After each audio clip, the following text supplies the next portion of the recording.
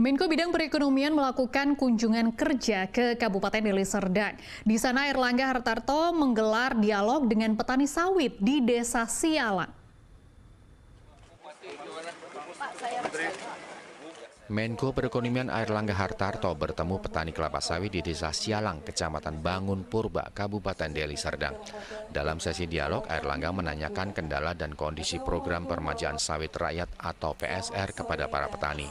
Airlangga juga menyerahkan bantuan PSR total berjumlah 3,5 miliar rupiah dengan perhitungan 30 juta rupiah per hektar untuk tahun pertama.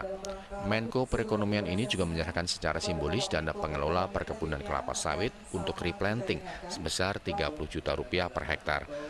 Dana replanting itu 30 juta per hektar untuk tahun pertama.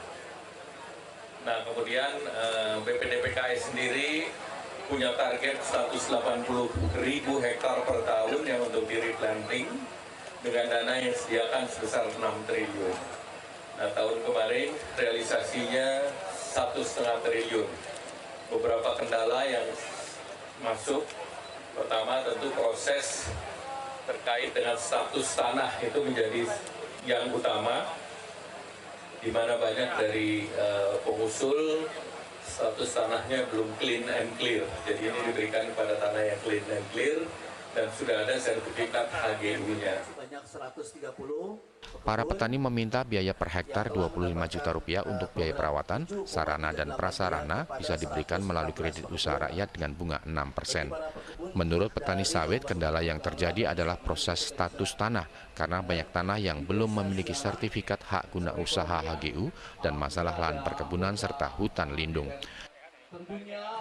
Keterlambatan yang terjadi adalah rancunya antara keadaan atau kondisi lapangan, kondisi lahan di lapangan, yang mana lahan tersebut kita sama-sama ketahui adalah milik rakyat, milik masyarakat, yang sudah diusahakan lebih dari 30 tahun.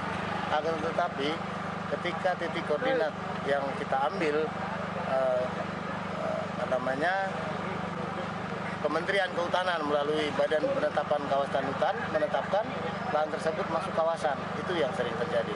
Nah, mungkin masih belum sinkronisasi lah, belum sinkron informasi tentang batas-batas kawasan hutan yang mana yang seharusnya tidak kita ambil lahan atau data dari petani tersebut. Itu yang mungkin perlu diperbaiki.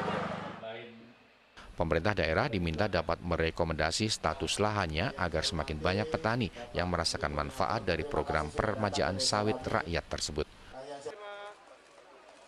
Muhammad Hamdani melaporkan dari Deli Serdang.